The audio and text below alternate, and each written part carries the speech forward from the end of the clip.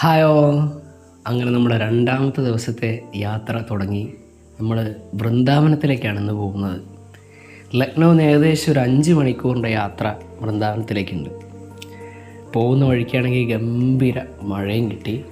കൂടാതെ റോഡിൻ്റെ കാര്യം പറയുകയാണെങ്കിൽ ഇത്രയും സ്മൂത്തായിട്ടുള്ള, ഇത്രയും സുഖമായിട്ട് നമുക്ക് യാത്ര ചെയ്യാൻ പറ്റുന്ന റോഡ് ഞാൻ ഇതുവരെ കണ്ടിട്ടില്ല. എക്സ്പ്രസ് ഹൈവേ കൂടി ഇങ്ങനെ 100 കിലോമീറ്റർ വേഗതയിലാണ് ഇങ്ങനെ പോകുന്നത്. രാവിലെ ഒരു 7 മണി 8 മണിയൊക്കെ ആകുമ്പോൾ ഇറങ്ങിയത് കൊണ്ട് തന്നെ നല്ല വിശപ്പുണ്ട്. നമ്മൾ ഹോട്ടലുകളിങ്ങനെ നോക്കിയിരിക്കുകയാണ്. പക്ഷേ എക്സ്പ്രസ് ഹൈവേയിൽ എന്ത് ഹോട്ടൽ, അടുത്തൊരു വീട് പോലും നമുക്ക് കാണാനില്ല. വീടിൻ്റെ കാര്യം പറഞ്ഞപ്പോഴാണ്, ഇവിടെയുള്ള വീടുകളുടെയൊക്കെ ഒരു പ്രത്യേകത എന്താണെന്ന് വെച്ചാൽ വീടുകളൊക്കെ ഇഷ്ടിക കൊണ്ട് നിർമ്മിച്ചാന്നുള്ളതാണ്. പോകുന്ന വഴിക്ക് കൃഷിയിടങ്ങൾ കുറേ കാണാനുണ്ട്. ഏത് തരാണെന്ന് മനസ്സിലാവുന്നില്ല. ഗോതമ്പ് കൃഷിയാണെന്നാണ് എല്ലാവരുടെയും ഒരു ഊഹം. അങ്ങനെ ഏകദേശം ഒരു 3.5 മണിക്കൂർ യാത്ര ചെയ്തപ്പോൾ നമ്മളൊരു ഹോട്ടലല്ല ഒരു മോട്ടലിൻ്റെ മുമ്പിലെത്തി. കുറേ ഫുഡ് കോർട്ടുകളുടെ ഒരു ഏകീകരണമാണ് ഇവിടെ കാണാൻ പറ്റുന്നത്. നമ്മുടെ മാളിലൊക്കെ കാണുന്ന ആ ഒരു സിസ്റ്റം. മുകളിലൊക്കെ അത്യാവശ്യം വലിയ ഹൈ റേറ്റഡ് ആയിട്ടുള്ള ഫുഡ് കോർട്ടൊക്കെയാണ്. ഇപ്പോൾ താഴെയുള്ളൊരു ഹോട്ടലിൽ നമ്മൾ കയറി നോക്കി. അവിടെ സെൽഫ് സർവീസാണ്. നമ്മൾ ആദ്യം പോയി ടോക്കൺ എടുത്തിട്ട് ഫുഡൊക്കെ സെറ്റാക്കി. ഞാൻ വാങ്ങിയത് ചോളപ്പൂരിയാണ്. കൂടെ ഉള്ളി ഉണ്ടാവും, ഒരു കടലക്കറി പോലെ ഒരു ഐറ്റം ഉണ്ടാവും, പിന്നെ അച്ചാറും ഉണ്ടാവും. കുഴപ്പമില്ല എന്നേ നമുക്ക് പറയാൻ കഴിയുള്ളൂ. കാരണം നമ്മൾ അനുഭവിച്ചറിയുന്ന ടേസ്റ്റിൻ്റെ പകുതി പോലും നമുക്ക് ഇവിടെ ഒന്നും അനുഭവിക്കാൻ കിട്ടില്ല എന്നുള്ളതാണ് ഒരു യാഥാർത്ഥ്യം.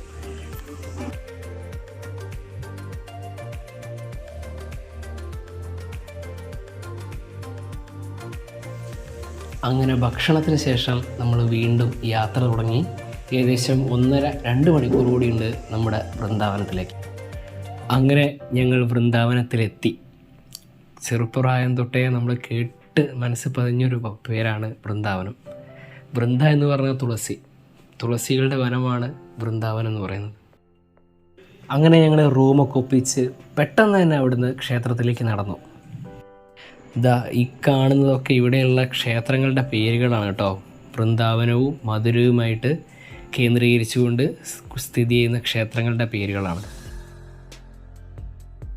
ക്ഷേത്രത്തിലേക്ക് നടന്ന് നീങ്ങുമ്പോൾ തന്നെ നമുക്ക് ക്ഷേത്ര ആചാരവുമായി ബന്ധപ്പെട്ട് വസ്ത്രധാരണം ചെയ്തവരെയും ഒപ്പം ചായം പൂശി നിൽക്കുന്നവരെയും അതിനുവേണ്ടി നമ്മുടെ പിന്നാലെ നടക്കുന്ന കുറേ കുട്ടികളെയും മുതിർന്നവരെയൊക്കെ കാണാൻ സാധിക്കും.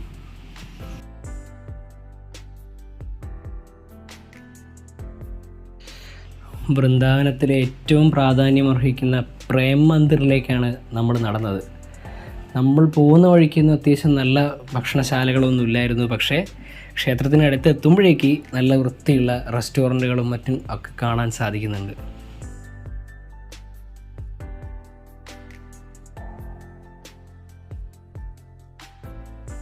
പിന്നെ അവിടേക്ക് എത്തുന്ന ജനങ്ങളെല്ലാവരും രാധാറാണിയും ശ്രീകൃഷ്ണനൊക്കെ ആയി മാറാനുള്ള തിരക്കിലാണ്.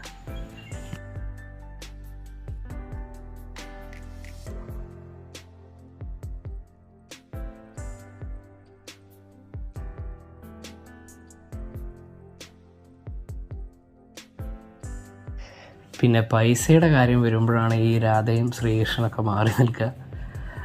ആകെ ഒരു കോലാഹലം സൃഷ്ടിക്കുന്നൊരവസ്ഥയിലേക്ക് പോയിരുന്നു.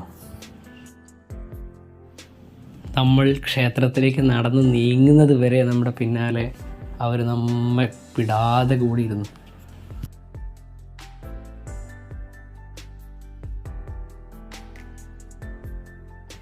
അങ്ങനെ ഏറ്റവും മനോഹരമായ പ്രേം മന്ദിറിലേക്ക് ഞങ്ങൾ നടന്നു നീങ്ങി. പോകുന്ന വഴിയിലെല്ലാം രാധേ രാധേ ജപിച്ചുകൊണ്ട് മുന്നോട്ട് പോകുന്ന ഭക്തജനങ്ങളെയാണ് നമുക്ക് കാണാൻ സാധിക്കുന്നത്.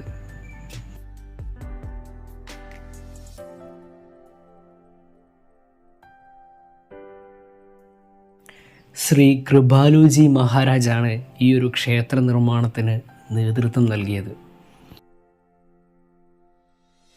വൃന്ദാവനത്തിൽ ഭഗവാൻ കാട്ടിക്കൂട്ടിയ ലീലാവിലാസങ്ങളൊക്കെ തന്നെ പല രൂപങ്ങളിലായിട്ട് ഇവിടെ അവതരിപ്പിച്ചിട്ടുണ്ട്. അതൊക്കെ കാണുന്ന ഒരു സാധാരണ ശ്രീകൃഷ്ണ ഭക്തന് മനസ്സും കണ്ണും നിറഞ്ഞു പോകുന്നൊരു നിമിഷങ്ങളാണ്. പേടയാണ് ഇവിടെ പ്രസാദമായിട്ട് ആളുകൾ ഷീട്ടാക്കുന്നത് കണ്ടിട്ടുള്ളത്. പിന്നെ ഉള്ളിൽ നല്ലൊരു അടിപൊളി ക്യാൻറ്റീൻ ഉണ്ട് കേട്ടോ. നമുക്ക് നമ്മുടെ രീതിയിലുള്ളൊരു ഭക്ഷണം കഴിക്കാൻ പറ്റിയ നല്ലൊരു ക്യാൻറ്റീൻ.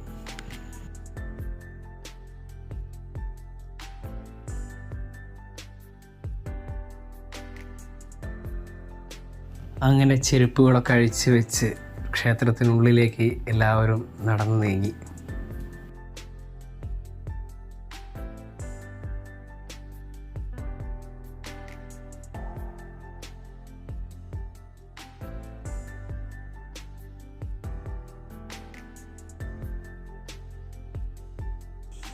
നമുക്കിവിടുത്തെ ക്ഷേത്രങ്ങളിലൊന്നും തന്നെ കേരളത്തിലോ അല്ലെങ്കിൽ സൗത്ത് ഇന്ത്യയിലോ കാണുന്ന ഒരു വിഗ്രഹാരാധന ശൈലി കാണാൻ സാധിക്കുന്നില്ല.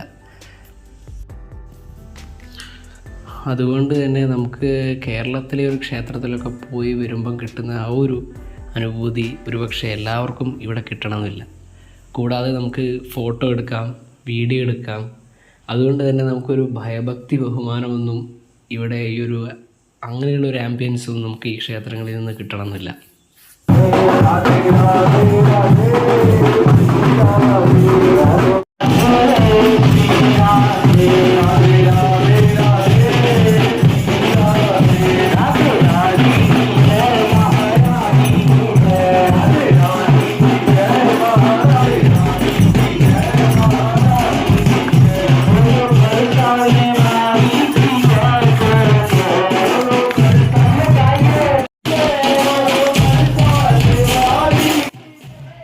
ശ്രീകൃഷ്ണ ഭഗവാന്റെ ജനനം മുതൽ സ്വർഗാരോഹണം വരെയുള്ള ഭാഗങ്ങളൊക്കെ തന്നെ കൊത്തുപണികളായിട്ട് ക്ഷേത്ര ചുമരുകളിൽ നമുക്ക് കാണാൻ സാധിക്കും.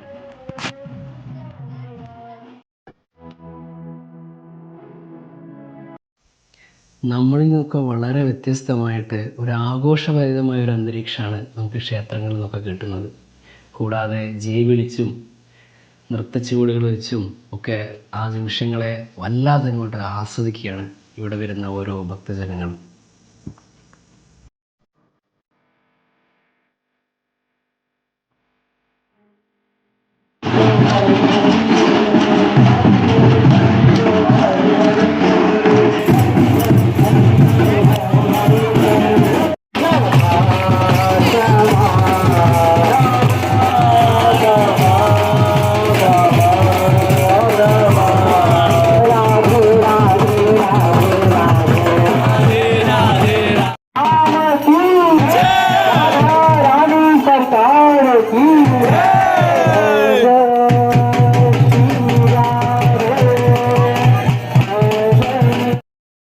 ഏകദേശം 7:30 ആകുമ്പം ഒരു വാട്ടർ ഷോ ഉണ്ടാവും. അതോടെ കഴിഞ്ഞാൽ ഇവിടുത്തെ ഏകദേശം പരിപാടികളൊക്കെ കഴിഞ്ഞു.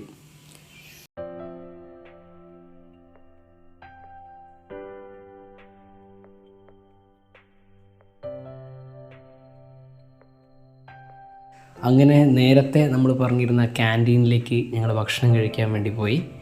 ഞാൻ മഞ്ചൂരിയൻ റൈസ് എന്ന് പറയുന്ന ഒരു ഫുഡ് ഐറ്റമാണ് പ്രാവശ്യം ടെസ്റ്റ് ചെയ്ത് നോക്കിയത്. എനിക്ക് നന്നായിട്ട് ഇഷ്ടപ്പെട്ടു.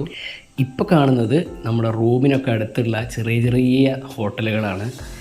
വൃത്തി എന്ന് പറയുന്നത് അടുത്തു കൂടിയൊന്നും പോയിട്ടില്ല. അത്രയും മോശമായൊരു കണ്ടീഷനിലാണ്. പക്ഷെ അതൊന്നും അവിടെ ഉള്ളവർക്ക് വലിയൊരു ബുദ്ധിമുട്ടായിട്ട് കാണപ്പെടുന്നില്ല. അങ്ങനെ രണ്ടാമത്തെ ദിവസവും കടന്നുപോയി. അടുത്ത ദിവസം ഞങ്ങൾ ആഗ്ര ഫോർട്ട്, അതേപോലെ പ്രയാഗ്രാജ്, മധുര എന്നീ സ്ഥലങ്ങളിലൊക്കെയാണ് പോയത്. അതിൻ്റെ വിശേഷങ്ങളുമായിട്ട് അടുത്ത വീഡിയോയിൽ കാണാം.